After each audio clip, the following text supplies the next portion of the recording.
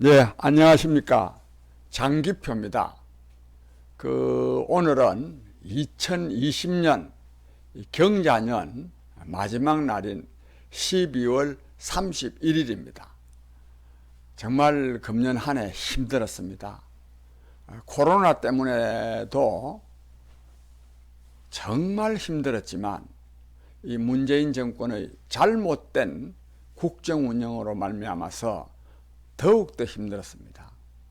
사실 경제적으로 또 국가안보상, 또 외교상, 또 우리 교육상 뭐 여러 가지 전방면에서 힘든 것도 있지만 특히 이 정부가, 즉 문재인 정부가 국민에게 희망을 못 주는 것은 말할 것도 없고 오히려 국민을 불안하고 짜증나게 만든 것이 더욱더 저는 힘들었으리라고 생각합니다. 특히 윤석열 검찰총장을 쫓아내려고 정말 말도 안 되는 일들을 자꾸만 벌림으로써 더욱더 국민들로 하여금 짜증나게 하지 않았나 이런 생각이 듭니다. 이게 이제 저는 극복되리라고 생각합니다.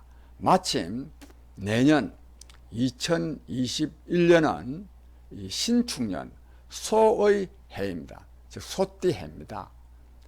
잘 아시는 바와 같이 소야말로 정말 우리 국민들에게 보탬만 주고 손해는 거의 일으키지 않는 그런 짐승이거니와 또 여기다 소는 정말 건면 또 성실 또 평화를 의미합니다. 여러 측면에서 내년도에는 기대되는 바가 대단히 큽니다. 특히 기대할 수 있는 것은 이 문재인 정권이 윤석열 검찰총장을 쫓아내기 위해서 온갖 불법 부당한 일들을 많이 저질러 왔는데 이것이 법원에 의해서 말하자면 계속 거부당해 왔습니다. 윤석열 검찰총장의 직무집행을 정지하려고 하는 것도 서울행정법원에 의해서 거부되고 또 이 징계 2개월 차한 것도 이것도 이 징계 집행정지 가처분 소득이 가처분이 가처분 취소 소송이 받아들여짐으로써 윤석열 검찰총장이 불과 8일 만에 직무에 복귀하게 됐습니다. 그런데 이것은 그나마 이 문재인 정부에 의한 이 위법적인 행위가 정지된 데도 의미가 있지만 제가 생각할 때는 저는 민심이 여기에 반영되었다고 생각합니다. 그러니까 이분의 판결은 법률적인 판단에 의해서도 윤석열 총장에 대한 잘못된 문재인 정권의 조치들은 거부돼야 된다 하는 이 의미도 있지만 역시 이거는 민심의 반영이다.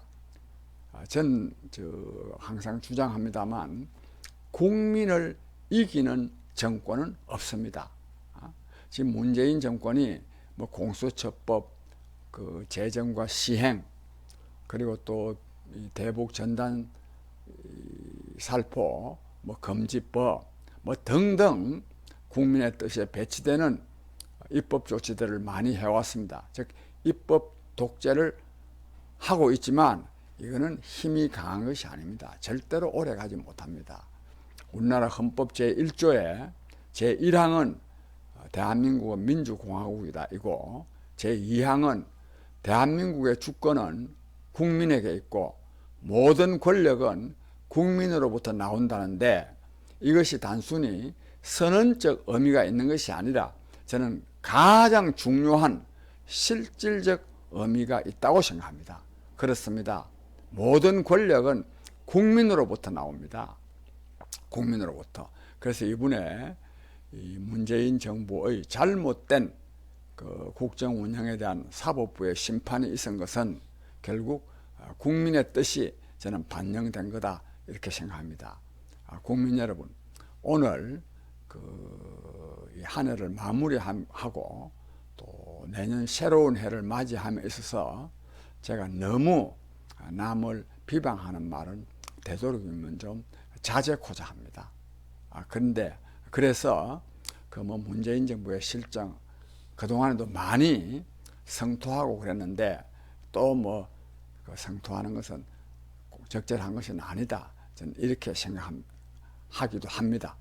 그래서 우리는 금년도 이 국민의 문재인 정권에 대한 이 반대 그리고 또 분노의 뜻을 모아서 어제가 12월 30일 수요일입니다.